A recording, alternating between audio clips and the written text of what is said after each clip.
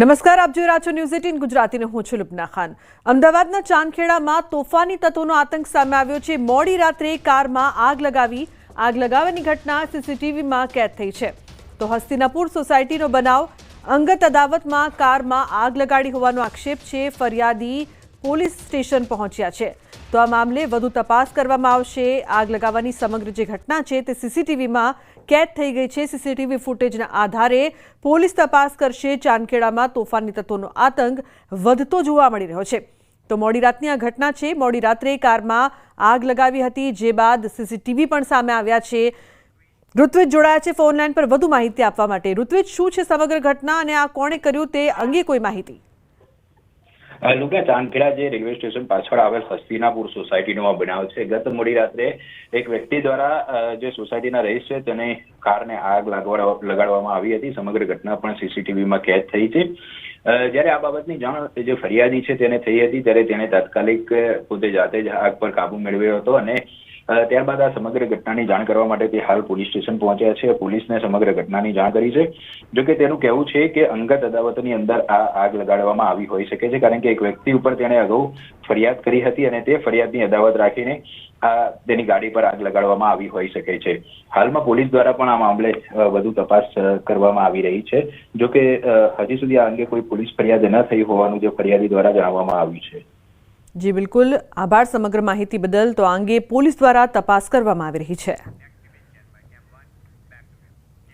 તો બીજી તરફ અમદાવાદની ક્લબમાં બબાલ થઈ છે। એલિસ બ્રિજની ઓરિયન્ટ ક્લબમાં બબાલની ઘટના સામે આવી છે। ક્લબની બબાલના વિડીયો પણ સામે આવ્યા છે। એક સિનિયર સિટીઝનને બેલ્ટના પટ્ટેથી માર મારતો હોય તેવો વિડીયો સામે આવ્યો છે। ભદ્રેશ શાહ અને તેના પરિવારની મેમ્બરશિપ રદ મામલે બબાલ થઈ હતી। એલિસ બ્રિજ પોલીસે વધુ તપાસ શરૂ કરી છે। તો ક્લબની બબાલનો વિડીયો છે જે સામે આવ્યો છે।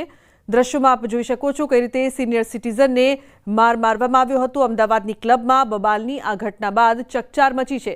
એલિસ બ્રિજની ઓરેન્ટ ક્લબમાં બબાલની ઘટના અને મહત્વની વાત તો એ છે કે સિનિયર સિટીઝનને બેરહેમીપૂર્વક મારવામાં આવ્યો હતો, જે બાદ બબાલ થઈ હતી। દ્રશ્યોમાં આપ જોઈ શકો છો કઈ રીતે સિનિયર સિટીઝન સાથે પહેલા તો ધક્કામુક્કી કરવામાં આવે છે, તે બાદ તેમને મારવામાં આવે છે। એલિસ બ્રિજની ઓરિયન્ટ ક્લબની આ ઘટના છે કે જ્યાં આ સમગ્ર ઘટના બન્યા બાદ બબાલ થઈ હતી, પરંતુ સિનિયર સિટીઝનને કેમ આટલું મારવામાં આવ્યો તે અંગે પણ રોષ જોવા મળી રહ્યો છે। જે ઇજાગ્રસ્ત થયા છે તેમને સારવાર માટે ખસેડવામાં આવ્યા છે અને તેમને ખૂબ જ બેરહેમીપૂર્વક મારવામાં આવ્યો હતો, જેનો વિડીયો પણ સામે આવ્યો છે। સિનિયર સિટીઝનને બેલ્ટના પટ્ટીથી મારતો હોય તેવો વિડીયો અહીં જોવા મળી રહ્યો છે। તો ભદ્રેશ શાહ અને તેના પરિવારની મેમ્બરશિપ રદ થવા મામલે બબાલ થઈ હતી તેવું પણ સામે આવ્યું છે, પરંતુ આ રીતે મારવું કેટલું યોગ્ય તેને લઈને મહત્વના સવાલો છે તે ઉપસ્થિત થઈ રહ્યા છે। ક્લબની બબાલનો આ વિડીયો હાલ વાયરલ થઈ રહ્યો છે, જેમાં જોઈ શકાય છે કઈ રીતે બેલ્ટથી મારવામાં આવી રહ્યા છે। તો એલિસ બ્રિજની ઓરિયન્ટ ક્લબની બબાલની આ ઘટના બાદ ચકચાર મચી છે। બબાલનો વિડીયો પણ હાલ સોશિયલ મીડિયામાં વાયરલ થઈ રહ્યો છે। એલિસ બ્રિજ પોલીસે વધુ તપાસ શરૂ કરી છે અને આ અંગે વધુ તપાસ કરવામાં આવી રહી છે।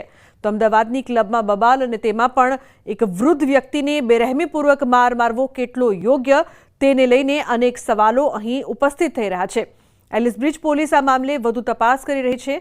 જે વૃદ્ધ છે કે જેમને બેલ્ટથી મારવામાં આવ્યો તેમને હાલ સારવાર માટે ખસેડવામાં આવ્યા છે। ઉલ્લેખનીય છે કે ભદ્રેશ શાહ અને તેમના પરિવારની મેમ્બરશિપ રદ મામલે બબાલ થઈ હતી।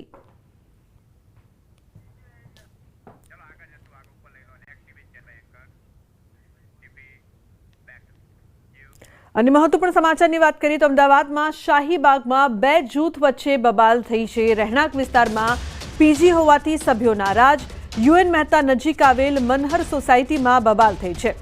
ઘણા સમયથી કેસ ચાલતો હતો, તે બાદ ગત રાત્રે અથડામણ થઈ। ખોદકામના કારણે રસ્તો સાંકડો થવાથી સોસાયટીના રહીશો અને પીજી સંચાલક વચ્ચે બોલાચાલી થઈ હતી। આ બોલાચાલી બાદ પીજી સંચાલક અને ટોળાએ બબાલ કરી હતી। મારામારી કરતા અમુક લોકોને સામાન્ય ઈજા પહોંચી છે। પોલીસ ઘટના સ્થળે પહોંચી છે અને વધુ તપાસ હાથ ધરી છે। તો રાત્રે પોલીસ સ્ટેશન ખાતે સમાધાન થયું હતું। શાહીબાગમાં બે જૂથ વચ્ચે બબાલની ઘટના સામે આવી છે। અમદાવાદના શાહીબાગ વિસ્તારમાં આવેલી છે મનહર સોસાયટી, જેના રહીશો ત્રાહિમામ પોકારી ગયા છે, જેની પાછળનો મુદ્દો પીજી છે. ફરી એકવાર પીજીને કારણે રહીશો વચ્ચે જે પ્રકારે બબાલ થઈ, ગઈકાલ રાતનો આ બનાવ છે. ગઈકાલે રાત્રે સોસાયટીની અંદર જ મારામારીનો કિસ્સો સામે આવ્યો. લોકો સાથે વાતચીત કરવાનો પ્રયત્ન કરીશું. મને કહેશો કે જે પ્રકારે બનાવ સામે આવ્યો, કોણ હતું, શું હતું અને કેવી રીતે આખી ઘટના બની છે? આ આંતરિક હોસ્પિટલની અમારી એની તકરાર ચાલે છે કોર્ટમાં. હવે એને કાલે ઇલીગલી પાવરનું કનેક્શન લીધેલું એ અમે રોક્યું, એટલે રોકવા ગયા એટલે એના બધા માથાભારે તત્વો, લુખા તત્વો અહીંયા આવી ગયા. પોલીસ કેસ ઉપરથી દાદાગીરી કરે છે અને પોલીસ કેસ બી એ કરવા જાય છે. અને આ જે બિલ્ડિંગ છે એ કમ્પ્લીટલી ઇલીગલ બિલ્ડિંગ છે. આખા બાબતની અંદર ખાસ કરીને કોર્પોરેશનનો પણ ક્યાંક ને ક્યાંક ઉલ્લેખ કરવામાં આવ્યો છે. કોર્પોરેશનને આપે શું ફરિયાદ કરી હતી? કયા મુદ્દે ફરિયાદ કરી? કોર્પોરેશનને આ પીજી માટે જ ફરિયાદ કરેલી છે કે ભાઈ આ ઇલીગલ છે અને આનાથી સોસાયટીને ન્યુસન્સ છે કે તમે આની સામે કોઈ એક્શન લો, પણ સોસાયટીવાળાની સામે બી કોઈ એક્શન નથી ને એની સામે બી કોઈ એક્શન નથી. અચ્છા, અમને ખબર જ નહીં પડતી કે શું કરવા માંગે છે કોર્પોરેશન. રાત્રે જે બનાવ બન્યો તેમાં કેટલા લોકો સોસાયટીના છે ઈજાગ્રસ્ત બન્યા છે? 2 થી 3 લોકો છે ઈજાગ્રસ્ત બન્યા છે. હવે પોલીસવાળા એમ કહે છે કે ભાઈ તમારી ચેન, આમની ચેન લઈ ગયા, અડધી ચેન લઈ ગયા, અડધી ચેનનો ટુકડો છે, તો કે તમને ગળામાં કોઈ નિશાન કેમ નથી? હવે નિશાન લગાવવા માટે પાછું મારામારી કરવાની હોય કે? આ ફૂલ પ્રી પ્લાનિંગ સાથે છે. અને એક આ ન્યુસન્સ એટલું થઈ ગયું છે અમારે કે અમારે સોસાયટીમાંથી લેડીઝને રાતના કે સાંજના છોકરાઓને બી નીકળવું બહુ ભારે થઈ જાય છે. આગળ જે આ પાન, બીડી, મસાલા અને નાસ્તાની દુકાનોમાં અમારે બહુ જ તકલીફ પડે છે. પાર્કિંગ એના લીધે મળતું નથી. સોસાયટીમાં આવવું હોય તોય અમે નથી આવી શકતા. અને એ લેડીઝો જે આવી હતી એટલી ગુંડા તત્વ જેવી, એ તમે સાંભળી બી ના શકો.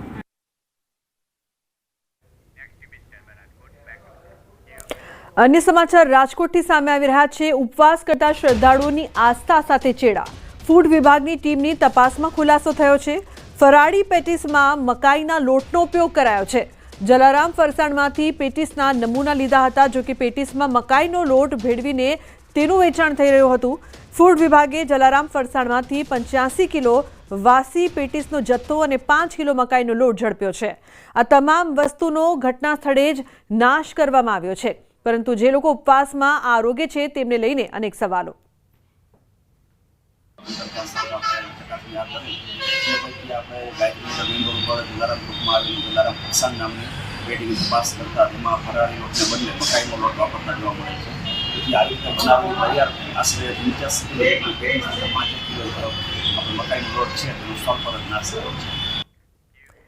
અંબાજી શહેરના પૂર્વ ભાજપ પ્રમુખ અને તેના ભાઈને જેલ ધકેલાતા ખળભળાટ મચી ગયો છે.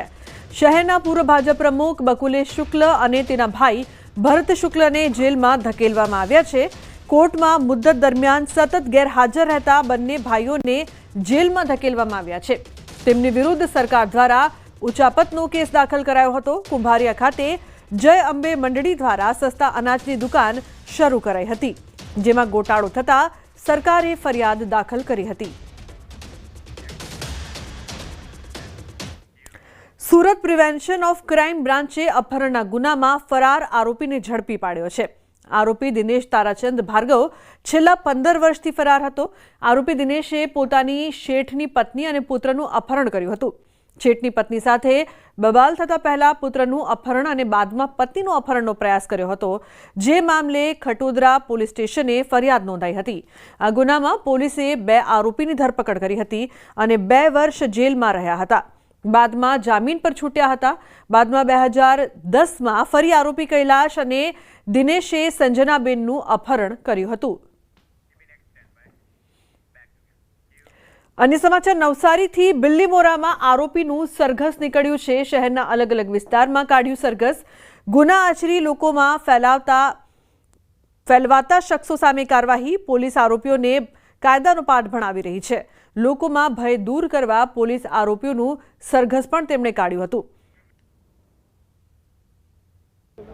એમની ઉપર બહુ બધા મર્ડર છે, પછી 307 છે, ખંડણીના ગુનાઓ છે, એવા ઘણા બધા ગુનાઓ, ઈજા છે, ભયંકર ફ્રેક્ચર કરવાના ગુના, એમ ઘણા બધા એમની ઉપર ગુનાઓ દાખલ કરવામાં આવેલ હતા.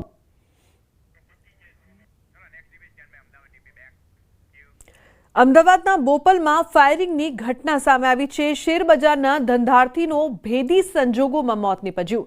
બોપલમાં એવું ચોક્કસપણે હાલના તબક્કે કહી શકાય એમ નથી. બનાવ કાલ રાતનો છે ને પોલીસ તપાસ ચાલુ છે. બનાવ કેટલા વાગે આસપાસ બન્યો? પોલીસ કેટલી મિનિટમાં ત્યાં પહોંચી અને એ વચ્ચે એના ઘરમાં કોઈ આવી ગયું કેમ? બનાવ 9:30 વાગ્યાનો છે.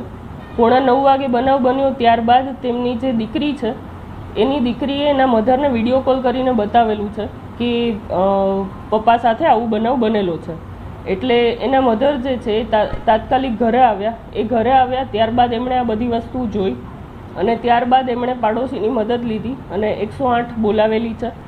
108 બોલાવીને તે લોકો હોસ્પિટલ પહોંચ્યા. હોસ્પિટલ પહોંચ્યા બાદ હોસ્પિટલથી પોલીસને જાણ કરવામાં આવેલી છે કે આવો કોઈ બનાવ બનેલો છે, જેથી 9:30 વાગ્યાનો બનાવ છે અને પોલીસને 10 વાગે જાણ કરવામાં આવેલી છે. અને પોલીસ જેવી 10 વાગે જાણ થઈ એટલે તરત જ ઘટના સ્થળે અને હોસ્પિટલ ખાતે 10 મિનિટમાં પહોંચેલી હતી. પછી આ બે જે વ્યક્તિ એ વાત ક્યારે નીકળી ગયા છે? જેવો આ ફાયરિંગનો બનાવ બનેલો એ તરત જ એમને ઉપર જઈને જોયું કે આવો ફાયરિંગનો બનાવ બન્યો છે એટલે બે વ્યક્તિ તરત જ ત્યાંથી નીકળી ગયા હતા. બનાવ સમયે લોકો હાજર હતા 9:30 એમની દીકરીના કહેવા પ્રમાણે આ જે બનાવ બન્યો એ વખતે એના પિતા ઉપર ગયા અને આ બંને વ્યક્તિ જે હતા એ ત્યાં નીચે એમની કાર પાસે ઊભેલા હતા અને ઉપર જેવો આ અવાજ આવ્યો એટલે તરત જ એની દીકરી દોડીને તરત ઉપર ગઈ. એમણે જોયું અને આ બે વ્યક્તિઓને પણ નોર્મલી અવાજ આવ્યો હશે એટલે એ લોકો પણ ઉપર ગયા અને પછી એમણે જે બનાવ જોયો એટલે તરત જ એ લોકો ત્યાંથી નીકળી ગયા છે. આપણો દાવો એવો છે કે 10 મિનિટમાં પોલીસ પહોંચી ગઈ. 10 મિનિટની અંદર પોલીસ હોસ્પિટલ પહોંચી કે ખરેખર બનાવ શું છે. ત્યારબાદ એટલે 9:30 વાગ્યાનો બનાવ છે અને પોલીસને 10 વાગે જાણ થઈ એટલે 1.25 કલાક પછી જાણ થઈ છે અને ત્યારબાદ પોલીસ હોસ્પિટલ ખાતે પહોંચી શું હકીકત છે એ જાણી અને પછી એમના ઘરે ગયેલા છે. ઘરે પોલીસ 10:20 સુધીમાં પહોંચી ગયેલી હતી.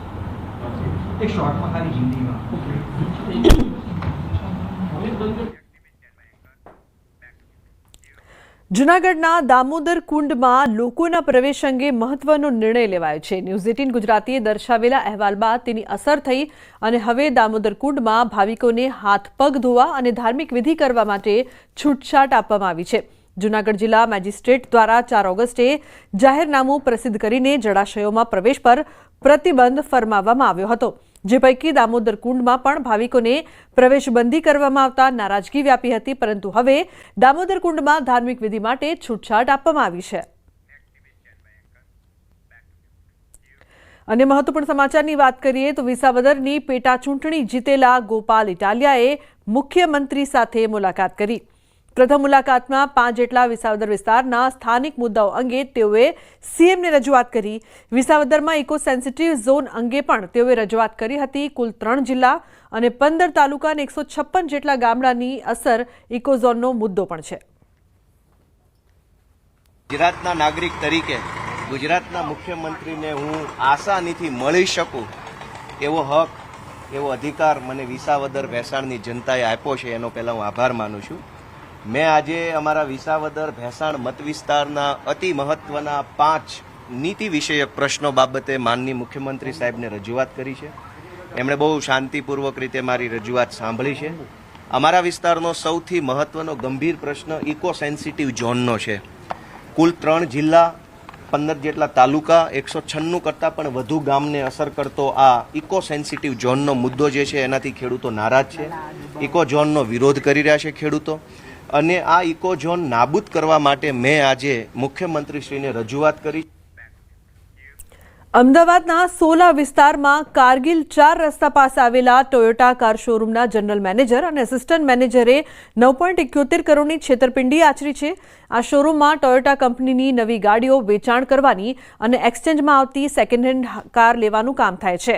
કંપનીમાં જૂની ગાડીઓના ખરીદ વેચાણ વિભાગમાં 2 કર્મચારીઓ કામ કરતા હતા, જે કામ પેટે બંનેને કમિશન પણ આપવામાં આવતું હતું. બંને આરોપીઓએ અલગ અલગ મોડલની 53 જૂની કાર અને ગ્રાહક પાસેથી ખરીદેલી 15 ગાડીઓ મળીને કુલ 68 ગાડીઓ બારોબાર વેચી નાખી હતી. કંપનીએ ઓડિટ કરતા હિસાબ ન મળતા આ સમગ્ર કૌભાંડ બહાર આવ્યું હતું. શોરૂમના માલિકે સોલા પોલીસમાં ફરિયાદ નોંધાવતા પોલીસે બંનેની ધરપકડ કરી છે.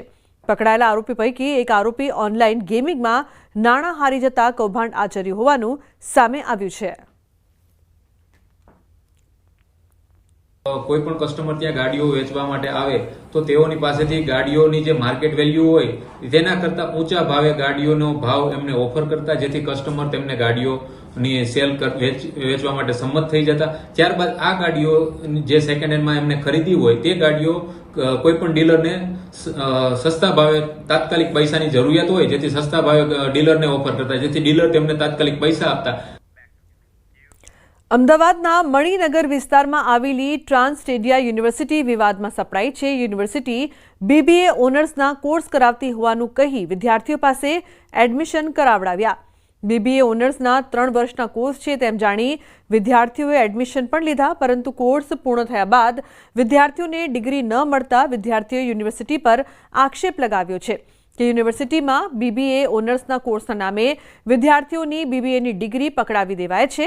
વિદ્યાર્થીઓનું કહેવું છે કે યુનિવર્સિટીને માન્યતા પ્રાપ્ત ન હોવા છતાં યુનિવર્સિટી વિદ્યાર્થીઓને BBA ઓનર્સની ડિગ્રી માત્ર 3 વર્ષ પૂર્ણ કરવા અંગે લલચાવે છે. હવે યુનિવર્સિટી દ્વારા કહેવાઈ રહ્યું છે કે તે BBA ઓનર્સની ડિગ્રી નહીં આપી શકે, જેથી આ મામલે વિદ્યાર્થીઓએ ગૃહમંત્રી હર્ષ સંઘવી તથા ગૃહરાજ્ય માનવ અધિકારને પત્ર લખ્યો છે. આ અંગે ન્યૂઝ 18 ગુજરાતીની ટીમે પણ યુનિવર્સિટીનો સંપર્ક કરવાની કોશિશ કરી હતી, પરંતુ યુનિવર્સિટીએ મીડિયાથી દૂર રહેવાની કોશિશ કરી હતી. BBA ऑनर्स का बोला था कि आपको BBA ऑनर्स मिलेगा, जो कि 3 साल में मिलेगा, जो कि हमारे लिए 1 साल बच रहा था. हमारे लिए बहुत अच्छा मौका था कि हम भी इस BBA ऑनर्स का इसमें ये पार्ट बने. हमारा डिग्री हमको 3 साल में ऑनर्स का मिलने वाला है, तो हमने सोचा कि हम भी BBA ऑनर्स यहाँ से ही करेंगे, क्योंकि हमारा 3 साल में हो जाएगा. बाकी सब जगह 4 साल का था, तो 1 साल बचाने के लिए हमने बोला हम यहाँ से करेंगे. अब जैसे कि 2022 में हमने यहाँ पे एडमिशन लिया, हम लोग फर्स्ट बैच है यहाँ पे, तो 2025 में जनवरी एंड आते आते अब ये लोग हमको बोलते हैं कि हम आपको BBA ऑनर्स नहीं दे पाएंगे.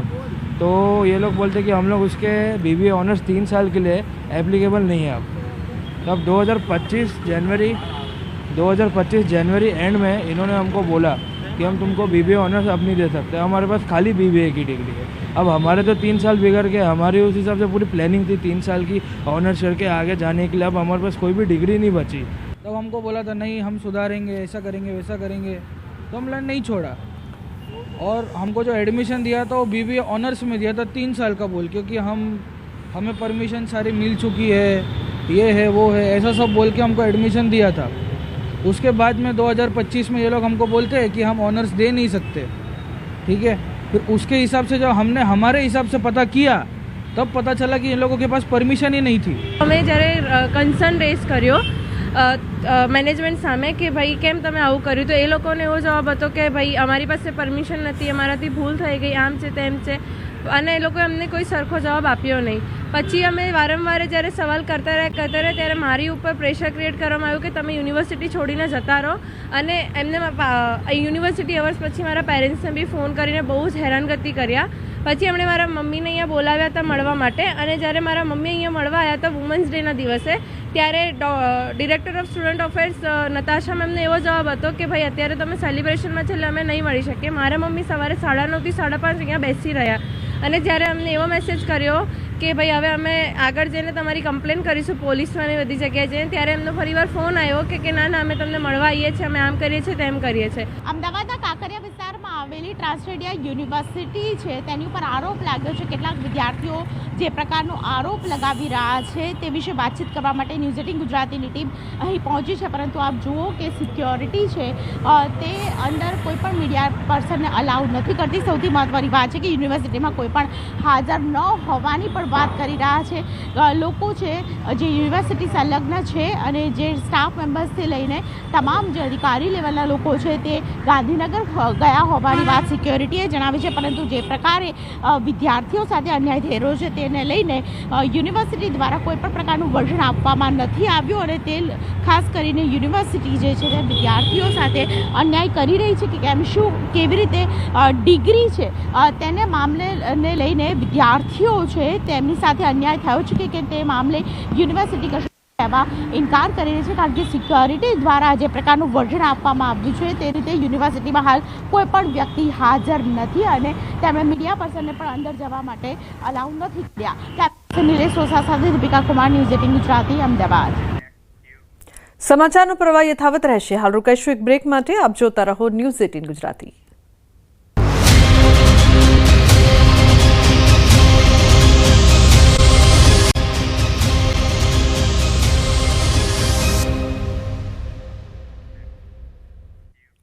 Welcome back. સમાચારમાં આગળ વાત કરીએ તો જૂનાગઢમાં વધુ એક આશ્રમનો વિવાદ સામે આવ્યો છે. ગિરનાર રોડ પર આવેલા મયારામ આશ્રમમાં ટ્રસ્ટીઓ વચ્ચે વિવાદ ઊભો થયો છે. આશ્રમના આચાર્ય ટ્રસ્ટી તુલસીદાસ બાપુએ અન્ય ટ્રસ્ટીઓ સામે આક્ષેપો લગાવ્યા છે કે પૂર્વ ડેપ્યુટી મેયર ગિરીશ કોટેચાને ગેરકાયદે અન્ય ટ્રસ્ટીઓને જાણ કર્યા વગર જ ટ્રસ્ટી બનાવી દેવાયા છે. તેમજ આશ્રમના વિદ્યાર્થી ભવનમાં મયારામજી સમયથી વિનામૂલ્યે વિદ્યાર્થીઓને રહેવા અને ભણવા માટેની વ્યવસ્થા કરી હતી, પરંતુ હાલમાં ટ્રસ્ટીઓ દ્વારા પોતાની મનમાની કરીને વિદ્યાર્થીઓ પાસેથી ફી વસૂલી રહ્યા છે. ટ્રસ્ટી હસમુખભાઈ ત્રિવેદીએ તમામ આક્ષેપોને પાયાવિહોણા ગણાવ્યા હતા. ત્યારે આ સમગ્ર વિવાદને લઈને આચાર્ય ટ્રસ્ટી તુલસીદાસ બાપુએ ચેરિટી કમિશનરમાં રજૂઆત કરવાની પણ તૈયારી દર્શાવી છે. यहाँ के कुछ ट्रस्टी हैं, जैसे बीसा बदर का है, त्रिवेदी और बाजा जी ये अपनी मनमानी हमसे बिना पूछे ट्रस्टी नवा दाखिल कर लिया, नया दाखिल कर लिया है. और यहाँ तो मयाराम बापू संस्था थी, किसी से पैसा नहीं लेना, फ्री पढ़ाना, फ्री रखना. अब तो यहाँ हॉस्टल जैसा हो गया. જે વિદ્યાર્થી પૈસાએ રહી શકે એ જ લોકો રહી શકે તો ત્યાં મયારામ બાપુએ અનાથ નિરાધાર ગરીબ બાળકો માટે બનાવ્યું.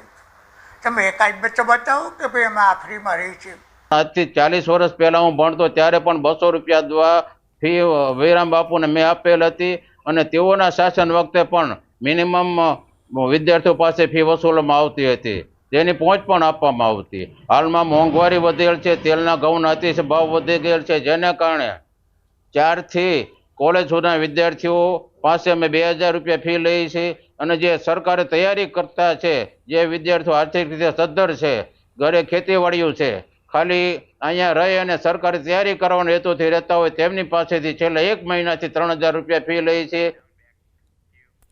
અન્ય મહત્વપૂર્ણ સમાચારની વાત કરીએ તો કોલ્હાપુરની હાથણી માધુરીની સંભાળ અને ભવિષ્ય અંગે વનતારા તરફથી સત્તાવાર નિવેદન જારી કરાયું છે, જેમાં જણાવ્યું છે કે વનતારાએ જૈન મઠ અને કોલ્હાપુરના લોકો માટે હાથણી માધુરીના ઊંડા ધાર્મિક અને સાંસ્કૃતિક મહત્વને સ્વીકાર્યું છે. દાયકાઓથી તે આધ્યાત્મિક પ્રથાઓ અને સમુદાય જીવનનો અભિન્ન ભાગ રહી છે. અમે ભક્તો જૈન મઠના નેતૃત્વ અને વિશાળ સમુદાયની લાગણીઓને ઓળખીએ છીએ અને તેમનો આદર કરીએ છીએ, જેમણે કોલ્હાપુરમાં માધુરીની હાજરી પ્રત્યે તેમની ચિંતા અને જોડાણ વ્યક્ત કર્યું છે. માધુરીને સ્થળાંતરિત કરવાનો નિર્ણય ન્યાયિક સત્તા હેઠળ લેવામાં આવ્યો હતો અને વનતારાની ભૂમિકા સ્વતંત્ર બચાવ અને પુનર્વસન કેન્દ્ર તરીકે સંભાળ, પશુ ચિકિત્સા સહાય અને રહેઠાણ પૂરું પાડવાની હતી. કોઈપણ તબક્કે વનતારાએ સ્થળાંતરની શરૂઆત કે ભલામણ કરી ન હતી, ન તો કોઈ હેતુ હતો. ધાર્મિક પ્રથા અથવા ભાવનામાં દખલ કરવાનો પણ હેતુ ન હતો.